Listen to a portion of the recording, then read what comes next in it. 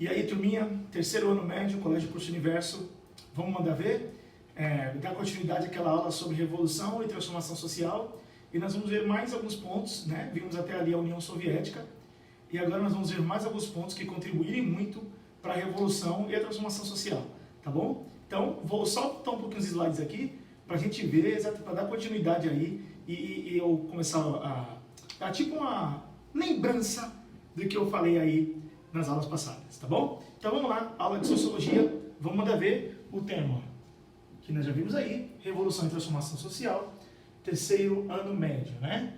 Então a gente trazendo para cá, eu falei sobre a Revolução, ainda perguntei para vocês se teria sido um golpe ou não, ou se foi de fato uma revolução, expliquei os parâmetros e ficamos de ver isso um pouquinho mais à frente, né? É claro que obviamente aqui se deu através de um golpe, né, gente?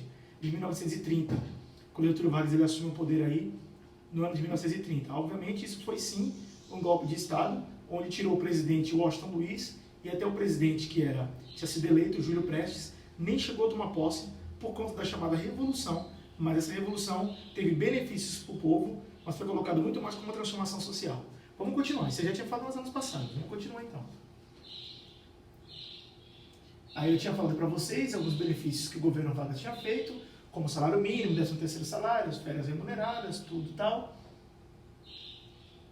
Continuamos aqui falando sobre a Revolução Agrícola, a importância da Revolução Agrícola, que foi de fato a revolução, tanto a Revolução Agrícola como a Revolução Industrial, porque mudou todos os parâmetros tecnológicos, né, também da agricultura, depois misturou-se essa parte da agricultura com a tecnologia, fez o crescimento tanto agrícola como tecnológico crescer muito mais. Aí eu falei sobre a independência dos Estados Unidos, né?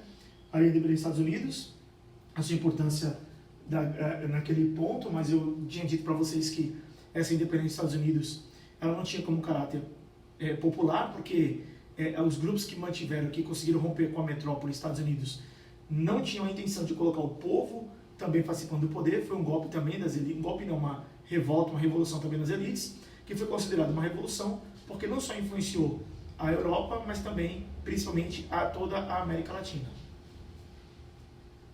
Já tinha falado também sobre as revoluções clássicas, citei a Revolução Inglesa, né, que também foi uma revolução burguesa, porque foi uma guerra entre o parlamento e o rei, então, ou seja, eram dois grupos ali, e dois setores políticos que estavam brigando entre si, o rei, que queria ser absolutista, Carlos I, né, que começa com a revolução, junto com o parlamento e, consequentemente, ali com Oliver Cromwell, que nós vimos isso em história no ano passado, mas existiam esses dois setores, mas era muito mais burguesa.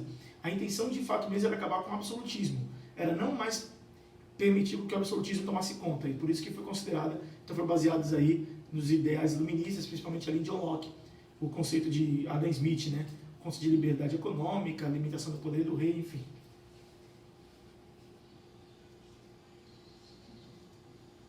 Revolução Americana, que eu acabei de explicar, já a Revolução Francesa, que nós falamos aí também, dividiu-se em 3 fases, como nós vimos no ano passado, que foi de 1700 oh meu Deus, esqueci da Revolução Francesa, 1789, a primeira fase, até 1792, a segunda fase de 1792 até 1794, e a terceira fase de 1794 a 1799. Vou repetir para não esquecer mais. A primeira fase, 1789 até 1792. Segunda fase, 1792 a 1794. Terceira fase, 1794 a 1799.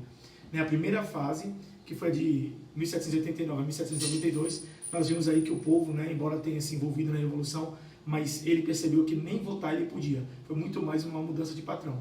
Foi considerada uma revolução também porque influenciou bastante. Mas a Revolução ela foi totalmente de caráter burguês, uma revolução burguesa. Deixa eu ir para uma outra parte aqui, onde eu também falei uma revolução muito importante mexicana, mas infelizmente aí nessa revolução mexicana ainda tinha muita influência aí do caudilismo, né? A questão dos caudilhos, ainda existia muita influência nesse setor, que é uma questão tradicional que vinha desde a independência do México aí, tá? Mas houve muitos benefícios sim para a população, onde camponeses e trabalhadores conseguiram grandes benefícios. Gente, eu só estou falando rápido, porque isso aqui já foi explicado na ano passada. Você aí que não está inscrito no canal da escola, ou que não é estudante do Colégio Curso Universo, deve estar se perguntando por que eu estou passando tão rápido. É porque esse assunto tem tem a primeira parte que você pode buscar lá no YouTube, no canal da escola, você pode buscar lá a primeira parte que eu falo sobre isso, e agora eu só estou falando a segunda parte. Isso aqui eu só estou revendo aquilo que eu expliquei, passando rapidamente para os alunos, para vocês poderem lembrar, mas isso está no nosso canal, então se inscreva lá.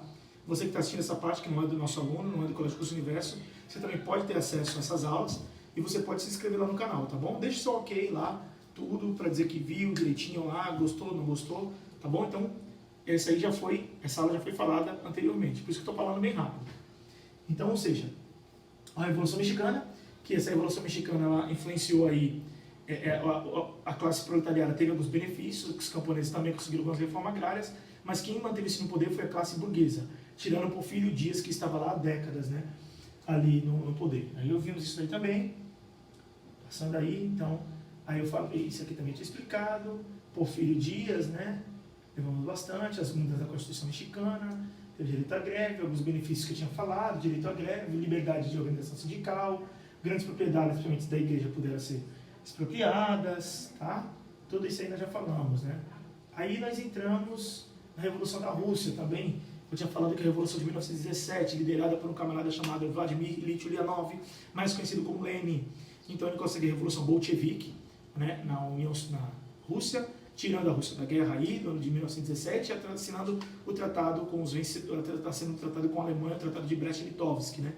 Isso é uma questão de história, onde ele abre mão da Finlândia, Letônia, Lituânia, Polônia, Ucrânia, Bielorrússia, abre mão aí no tratado de Brest-Litovsk, que eu dei essa aula aí para você, está lá também, se você que está assistindo essa aula, vê lá em História, eu falei sobre isso também na aula de História, agora aqui nós estamos vendo Sociologia. Então, ou seja, a gente vê aí a Revolução Bolchevique, onde vai existir uma ditadura do proletariado, mas nós vimos que depois da morte de Lenin, de 1924, quando Lenin morre, ele morre precocemente, e quem assume o poder é justamente Joseph Stalin, onde ele vai colocar um regime chamado de stalinista, uma ditadura muito forte, através de opressão da classe trabalhadora, uma opressão muito grande, principalmente através dos camponeses, sofre grandes opressões ali, e ali se instala-se uma ditadura ali de Joseph Stalin, tá bom? Então, essa ditadura de Joseph Stalin vai se caracterizar aí como stalinismo, né? O sentido da Revolução Russa ela perde bastante, onde torna-se a União Soviética, ele acaba perdendo bastante a sua essência, onde vai ser uma ditadura em nome de um socialismo. Não deixou de ser socialismo, porque não tinha propriedade privada, mas foi uma ditadura mesmo, foi um regime muito mais chamado stalinista do que socialista ou uma ditadura, então chamamos isso de stalinismo, tá bom? Tinha caracteres socialistas, mas tinha uma ditadura e ele não vivia realmente esse socialismo, até porque ele era rico, né?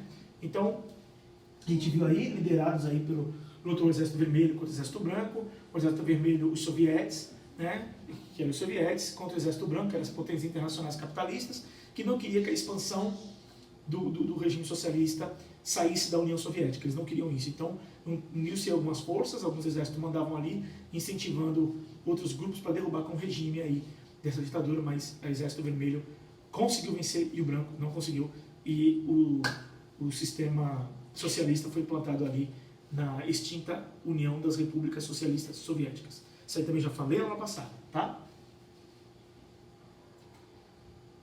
Aqui a gente vê, né? Lenin e Stalin, né? Quando Stalin na Revolução, né? Já falei isso aqui. Aí a gente vem, né? Pronto, a gente vem para cá, para a queda do Muro de Berlim, né? Ela foi realmente a União Soviética, a República da União, a gente já entra realmente no assunto, dando continuidade aí.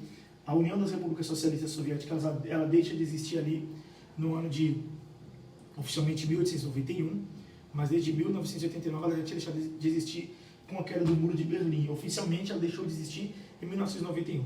Mas em 1989 foi a queda do Muro de Berlim, onde reuniu-se aí ainda de forma emblemática o fim da União Soviética, tá bom? E mais, ela continua sendo ainda um regime socialista, né? Hoje a Rússia já é um sistema bem misto aí, com sistemas capitalistas, com as características socialistas, uma mistura aí, um balaio de gato você vê aí, hoje na antiga extinta União Soviética e na Rússia. Na verdade, a Rússia não era a União Soviética, a União Soviética fazia parte de uma das 15 repúblicas da extinta União Soviética. Tá bom? Era só mais uma república, embora era mais forte, a maior em questão territorial, a Rússia, mas ela fazia parte de uma das 15 repúblicas, é bom deixar isso claro, tá bem? Então a gente vê essa parte aqui, ela deixa de existir oficialmente no ano de 1991. A União Soviética desmoronou na década de 1980, teve seu fim assinado pela queda do Muro de Berlim. em 1989 e deixou oficialmente de existir em dezembro de 1991, quase já em 1992. Né? Eu ainda me lembro disso aqui, eu estava assistindo televisão com os meus pais na sala quando isso aqui aconteceu. É verdade, sou bem velho já. Então, acabou isso aí. Pronto, já dei essa parte aí um pouco mais de revisão, entramos no assunto aqui é somente um informativo para vocês, tá bem? A gente lembra-se daquela parte que nós vamos ver ainda no final do ano, sobre a Glasnost, a Perestroika, Mikhail Gorbachev, Boris Yeltsin, assim, tudo isso nós vamos ver, agora só do meio para... Já entrando no final do ano, já estamos quase no meio do ano. Vamos lá então. Aí a gente vem aqui, a Revolução, aqui gente é um assunto bem interessante, tá bom? Um assunto bem interessante que é a Revolução Comunista na China. Eu coloquei aqui um informativo para vocês. A Revolução Chinesa foi liderada pelo Partido Comunista Chinês, que foi fundado em 1921. Eu coloquei aqui, ó. Iniciou-se na década de 20 contra o Japão e depois contra o exército de Chiang Kai-shek, que era anticomunista. Inclusive, nós até apresentamos um seminário sobre isso daí nesse ano já. Então, veja, iniciou-se na década de 1920 contra os invasores japoneses e depois contra os exércitos de Chiang Kai-shek, que era anticomunista. Os camponeses, liderados por Mao Tse-tung, derrotaram as tropas japonesas e tornaram-se socialistas. Aqui, gente, é o seguinte, o Japão, a gente sabe que o Japão sempre teve interesse em território chinês, que era muito grande. Coisa que o Japão era muito pequeno, então para trabalhar agricultura, trabalhar peças de armas, tudo tal, o espaço é muito pequeno. Então, não que isso dificulta mesmo o crescimento econômico japonês, embora seja uma potência, né, do mundo, das maiores potências do mundo, mais ricas, mas o tamanho do território, né, pequeno, isso dificulta bastante. Então, aqui onde eu coloquei para vocês, existia aqui, ó, foi fundado em 1921, mas iniciou-se quando os japoneses eles invadem, a gente vê isso daí em história, tá bom? Aí eles invadem aí a China, os japoneses, e depois contra o exército de Chiang Kai-shek, né, que era anticomunista também. E depois eles acabam até certo ponto se unindo para expulsar o invasor japonês, mas depois agora quem vai liderar é realmente Mao Tse-tung, né, que consegue expulsar aí os japoneses e vencer as tropas de Chiang Kai-shek. E no dia 1º de outubro de 1949 é proclamada aí a chamada República Popular da China. Então, uma república aí com características socialistas. Até certo ponto ela lia-se aí a União Soviética, mas depois eles acabam azedando aí as relações entre a China e a extinta União Soviética, mas não eram tão amigos, mas também não chegaram a ser inimigos, tá? Então, assim, foi através onde os japoneses invadem, né, a China, e essas tropas de Chiang Kai-shek, eles também eram anticomunistas, eles até se unem até certo ponto ali com o objetivo de expulsar os japoneses, né, mas acabam brigando entre si também, que nós a gente vê isso em história, tá bom? É proclamada a chamada República Popular da China, aí com características socialistas. Aí a gente vem para cá, né, para organizar o Estado, aqui está Mao Tse-tung e Stalin, né, que uniram-se aí, recebeu ajuda da União das Repúblicas Socialistas Soviéticas, mas a aliança entre China e União Soviética durou apenas até o início da década de 1960, porque a China ela tinha interesse também de fazer bombas, né, armas nucleares, aquela coisa toda, coisa que Stalin, né, a União Soviética, ela não apoia esse projeto chinês. Então a relação entre as duas grandes potências, né, acaba aí azedando bastante. Não que chegaram a se tornar inimigos, mas a situação acaba se azedando, porque é a mesma coisa. Hoje nós temos o país, o mundo quase todo é capitalista, salvo aí algumas exceções. Então isso não significa dizer que só porque são capitalistas são todos amigos, todos unidos. Não é assim. Com os socialistas também não era dessa forma, até porque nós estamos falando da época de Guerra Fria. Então nós sabemos que existem aí, aqui na Guerra Fria, existem aí dois blocos, os blocos dos países capitalistas, que eram liderados pelos Estados Unidos, e o bloco dos países socialistas, que eram liderados pela União Soviética, a União das Repúblicas Socialistas Soviéticas. Então, assim, não significa dizer que esses países socialistas eram totalmente unidos entre si. Até mesmo existiam algumas divergências ali entre a Tchecoslováquia e a União Soviética, tá bem? A extinta Tchecoslováquia, hoje dividida em República Tcheca e Eslováquia, tinha suas divergências lá com o governo da União Soviética, até porque o governo da União Soviética não deixava de ser a União Soviética queria ser, embora o líder, queria monopolizar tudo isso, né? Monopolizar o sistema socialista, tá bom? Então, existiam essas divergências, então aconteceu com a China também, tá certo? Acontece aí com a China, Isso acabou durando até 1960. Mas vamos ver, houve alguns crescimentos aí da China, né, a partir da década de 1970, a China ela prosseguiu bastante, né? Então nós vamos ver aí alguns progressos chineses que aconteceram aí. Então, aqui, como eu falei, na década de 1970, a China prosseguiu na organização de sua produção agrícola e industrial e foi tornando uma das maiores potências industriais do mundo. Aqui, gente, lembre-se que a China ela conseguiu um crescimento muito alto, tá bom? A partir desse momento aí, a partir de 70 e posteriormente, né? Também, mas sempre lembrando-se que é a base de muita exploração. A gente sabe que a mão de obra na China é uma mão de obra muito barata e eles são explorados e debaixo também de uma ditadura. A China hoje, ela vive um momento, nos dias de hoje, ela vive um momento aí de, como que chama, ambiguidade, né? Uma certa contradição. Mantém internamente uma ditadura socialista e externamente aberta ao mercado econômico internacional, negociando com países capitalistas aí. E o sistema capitalista entrando muito na China, mas ela mantém aí uma severidade, uma rigorosidade, né? Se fosse realmente essencialmente socialista, não ia ter empresas estrangeiras instaladas na China, coisa que existe bastante. Não existe McDonald's, não existe fast food, não existe nada desse negócio, mas existe. A China ela mantém uma espécie de trabalho quase ali, servo ali, né? Quase servo ali, se eu posso dizer dessa forma. O trabalho chinês ele é muito explorado. E obviamente faz com que a China cresça bastante. A China vai bem, mas como dizia Médici, o povo não vai tão bem assim. Como disse o presidente Médici aí, né? Emílio Garraça de Médici. A economia do Brasil vai bem, mas o povo vai mal. É mais ou menos o que acontece na China até os dias de hoje. Então, a partir da década de 70, ela começa a ter um crescimento, coisa que a China não era, ela passa por um crescimento muito grande.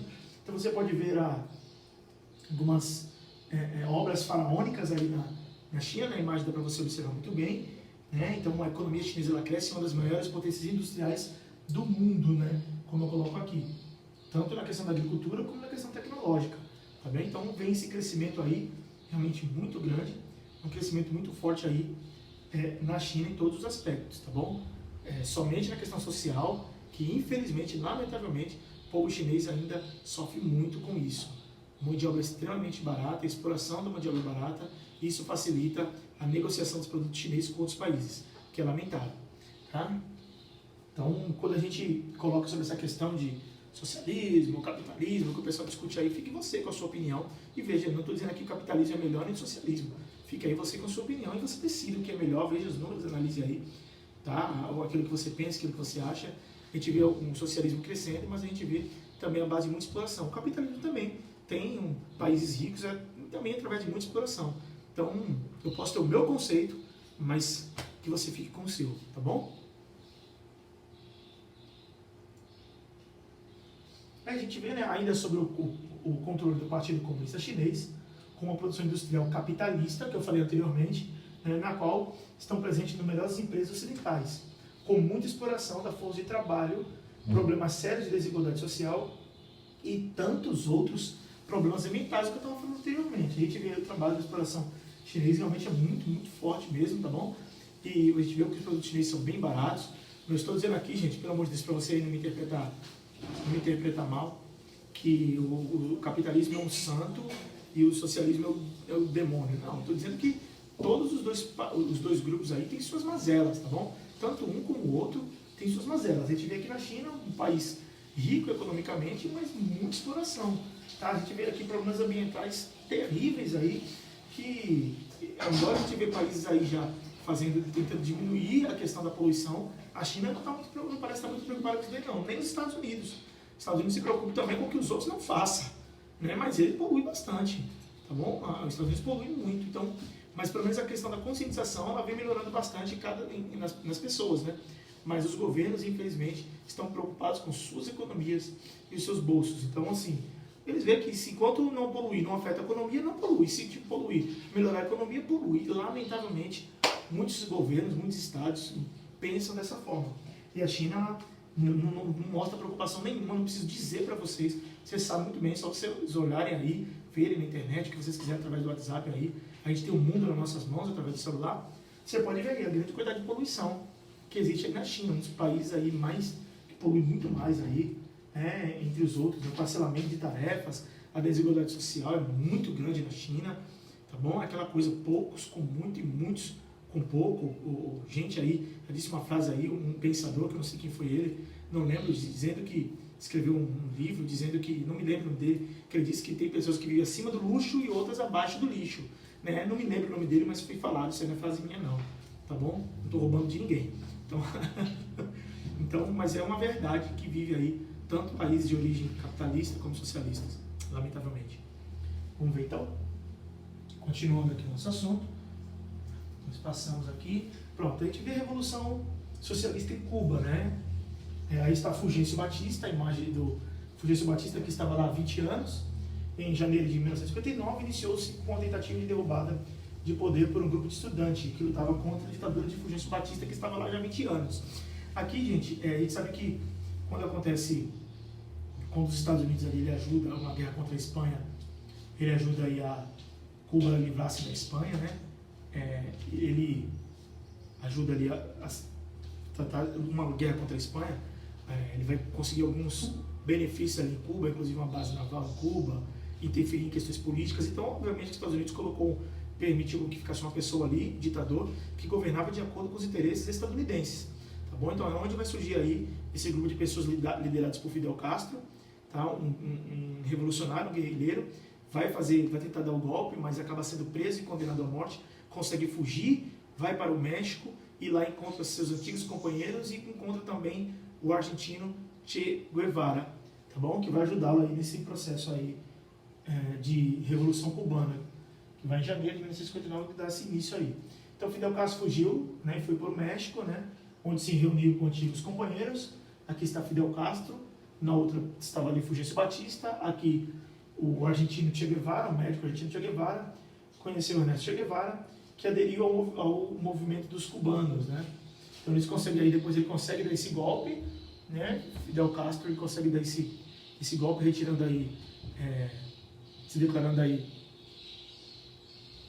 uma nação agora, a mais nova nação socialista. Então a gente vê aqui, com o golpe tomou o poder com o propósito de fazer um governo com apoio popular. Os Estados Unidos começaram a impor dificuldades ao comércio da ilha, ou seja, as empresas estadunidenses, elas foram retiradas de lá, tá? Ou foram confiscadas. Tá aqui, né, uma união entre a União Soviética e Fidel Castro. Então ela começa aí a fazer os Estados Unidos, ele ainda manda ali cubanos para tentar, investe em cubanos para tentar retomar, tirar Fidel Castro do poder, mas não consegue. Então automaticamente ele declara-se a mais nova república socialista do mundo, né? Fidel Castro aí, e ele começa a sofrer alguns embargos com o presidente Kennedy aqui. Ele começa a investir em embargos, né? A situação piora entre os dois países, entre Cuba e Estados Unidos. Piorou quando John Kennedy, em 61, apoiou a invasão da ilha por um grupo de exilados cubanos, que pretendiam começar um levante contra o governo. Não conseguiu, não deu certo, a situação foi frustrada, e aí é onde ele declara-se a mais nova República Socialista aí, tá? Aqui, onde ele declara-se a mais nova República Socialista. Fidel Castro declarou-se que Cuba era a mais nova República Socialista do mundo. Aqui, gente, a gente vê uma imagem aqui dos embargos, que é uma imagem que eu tirei da internet, obviamente. Os Estados Unidos, ele proclamou os embargos, aqueles países que eram capitalistas, aliados aí capitalistas aliados aos Estados Unidos, não negociassem mais com Cuba. Então ela começa a sofrer aqui os embargos, né? Então, mas enquanto a União Soviética existiu, Cuba ela não sofreu, muito pelo contrário. Enquanto a União Soviética estava firme e forte, enquanto tinha um apoio da União Soviética, Cuba ela viveu seus tempos áureos, tá? Inclusive, a questão do índice de desenvolvimento humano era de dar inveja a muitos países aí de primeiro mundo, países capitalistas de primeiro mundo. As questões tecnológicas, nos esportes, na ciência, Cuba evoluiu bastante. Ela teve seus anos dourados aí, Cuba, tá? Então, mas depois que a União Soviética ela deixa de existir oficialmente no ano de 1991, na verdade na década de 80, quando a União Soviética já começa a cair, quando ela começa a adotar a glasnost, a perestroika, né? Quando ela começa com essas políticas aí de abertura, transparência, ela já começa a cair. Em 1991 ela deixa de existir e Cuba ela perde seu irmão protetor, a sua nação irmã protetora, né?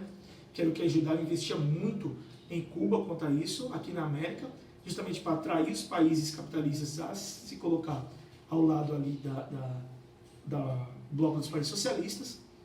ele investe bastante e Cuba viveu momentos realmente muito bons aí. A gente tem uma imagem aí dos slides, tá?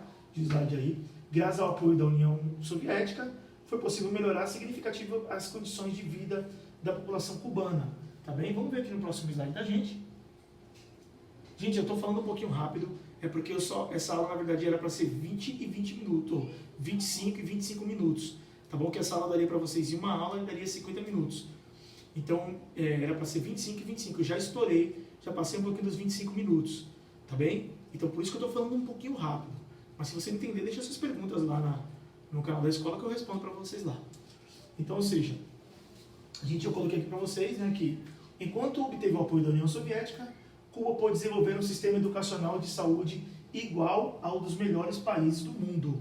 Olha aí, ó. Além de proporcionar à população uma qualidade de vida invejável.